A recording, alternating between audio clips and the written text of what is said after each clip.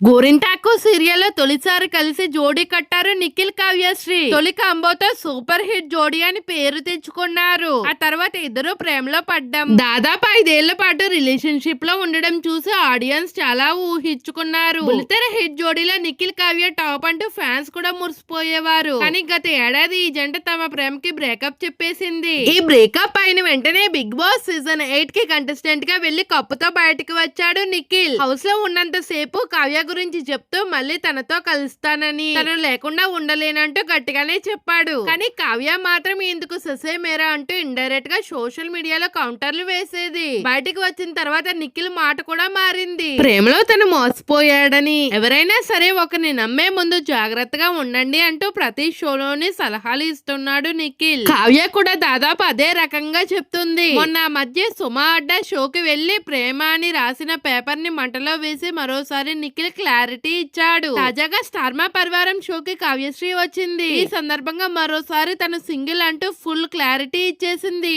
ఈ మధ్య కాలంలోనే తను ఎక్స్క్లూజివ్ గా సింగిల్ అయిపోయిందంటూ కావ్య గురించి చెప్పింది శ్రీముఖి. దీంతో సింగిల్ గా ఉండడం ఈ పేస్ చూసిన తర్వాత ఇదే బాగుంది అంటూ కావ్య నవ్వుతూ చెప్పింది. దీంతో మోస్ట్ ఎలిజిబుల్ బ్యాచిలర్ అని గూగుల్లో కొడితే కావ్య పేరే వస్తుందంటూ శ్రీముఖి అంది. రాష్ట్ర సింగిల్ సంఘం ఎవరి ప్రేమకి లొంగం అంటూ షోకి వచ్చిన సింగిల్స్ అందరితో ప్రమాణం చేయించింది శ్రీముఖి. కావ్యతో పాటు ఈ ఎపిసోడ్ కి గుప్పడంత మనసు రిషి కూడా వచ్చారు. ఈ రోజు మా పరివారంలో మేము జరుపుకుంటున్నాం most eligible bachelor single special అంటూ శ్రీముఖి ఫుల్ జోస్ తో ఉంది. ముఖేష్ చూడ అమ్మాయిలో నీకు ఎంత క్రేజ్ ఉందో, ఇప్పుడు మీరు ముఖేష్ ని పెళ్లి చేసుకోవాలంటే అని శ్రీముఖి అనగానే గ్యాలరీలో ఉన్న అమ్మాయిలంతా చేతులు ఎత్తారు. ఒక్క నిమిషం అలాగే ఉండండి, మీ అమ్మాయికి ఫోటో తీసి పంపిస్తా అంటూ వాళ్ళని హరి ఆట పట్టించాడు. ఇంకా అనుషు నువ్వు చెప్పు, సింగిల్ గా నువ్వు హ్యాపీగా ఉన్నావా అని శ్రీముఖి అడిగింది. నిజానికి అయితే హ్యాపీగానే ఉన్నా, కొన్నిసార్లు బాధేస్తుంది. థియేటర్ లో పాప్కార్న్ తింటూ మూవీ చూస్తూ ఉంటాము, పక్కన